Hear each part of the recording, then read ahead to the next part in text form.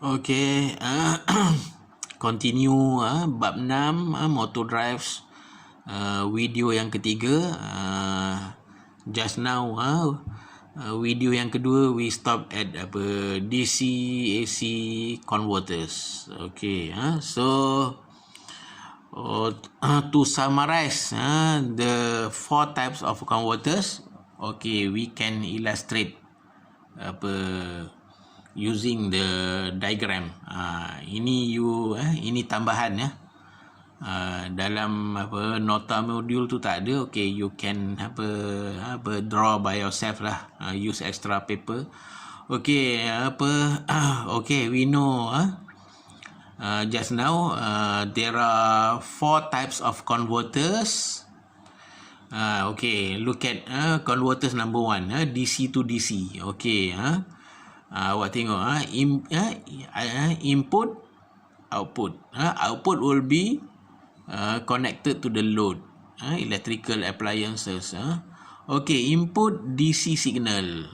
Lepas tu dia masuk DC to DC converter, or another name chopper. Nak tulis sebenarnya kat dalam ni tulis DC stroke DC, tapi saya nak biasakan awak, another name for DC to DC converter is chopper.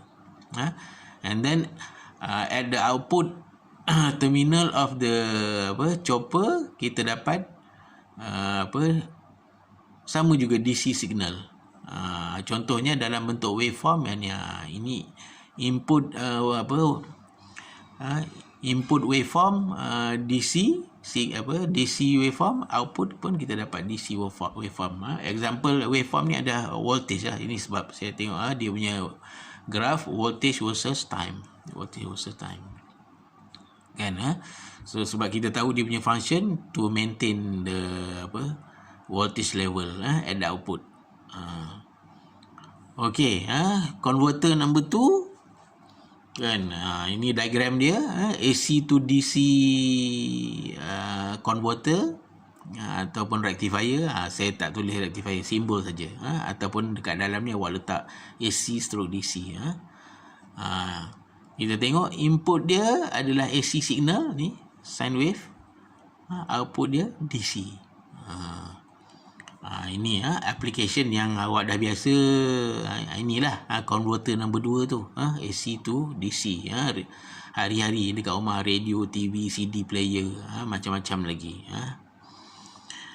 Okey, converter yang number 3, AC to AC converter or AC voltage controller, AVC. So input signal AC signal, output signal AC signal. Dia sama case macam DC to DC converter dia. Input dengan output dia sama. Kenapa sama? Sebab dia nak dapat voltage ataupun current yang constant untuk dihantar kepada load. Sebab load tu dia perlukan contohnya alat-alat medical, electronic equipment, ataupun komputer, radar. Dia perlukan bekalan voltage yang constant. Kalau dia perlukan 12 volt, 12 volt lah. That's why dia pakai ni AC to AC. Kalau AC to DC, dia memang berbeza. Masuk AC, keluar DC. Sebab output dia perlukan bekalan DC. Tetapi kalau nak pakai bateri, asyik selalu nak charge bateri je. So ambil bekalan daripada TNB. Jadi kita tukar kan. Tak perlu nak fikir pasal bateri dah habis, kena maknanya nak guna satu bateri tak cukup. Kalau terlupa charge, okey, terpaksa guna bateri yang kedua bagi. Bila bateri yang kedua digunakan, bateri nombor 1 charge, dah menambah kerja. Kalau ini tak masuk AC, kita convertkan dia kepada DC, okey, terus load terus dapat DC voltage. Okey, converter yang nombor 4, DC to AC. Ini macam unik sikit lah. Masuk DC, lepas tu keluar AC. Sebab alat-alat elektrik perlukan bekalan AC. Contoh dia lampu kita kat rumah, kipas angin. Ini biasanya aplikasi dia banyak diguna dekat kawasan-kawasan kawasan pendalaman. Pendalaman tak ada bekalan, kalau dekat Malaysia tak ada bekalan elektrik. Contohnya kawasan pendalaman di Sabah, Sarawak. So dia orang pakai tenaga solar. Tenaga solar tu dia dapat dalam DC. Voltage dia dalam DC. Lepas tu disebabkan dia nak nyalakan lampu, nak pasang kipas, jadi dia terpaksa gunakan satu inverter untuk convert DC kepada AC. Macam dekat negara miskin macam Kemboja, banyak dekat rumah-rumah banyak solar panel kan. Solar tu dia dapat voltage daripada matahari dalam bentuk DC signal sebagai input dia. Lepas tu dia gunakan inverter kan, output from inverter dia dapat AC signal, voltage and current. Jadi bolehlah pasang kipas dan lampu. Macam itulah. Lebih kurang dah 6 minit video yang ketiga ni. Okey, kita tengok balik kita punya modul muka surat 2, power switches. Kan as we know, page 1 tadi mention power electronic ni dia guna sebagai power switches, that is automatic switch. Okey, power switches normally is workhorses of power electronic system. Maknanya power switches ni diperkudakan lah.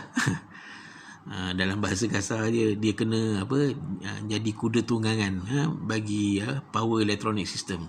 Okay, power switches normally operate in two states ataupun dua keadaan. One is fully on, second is fully closed. Fully on ni maknanya bila awak bila awak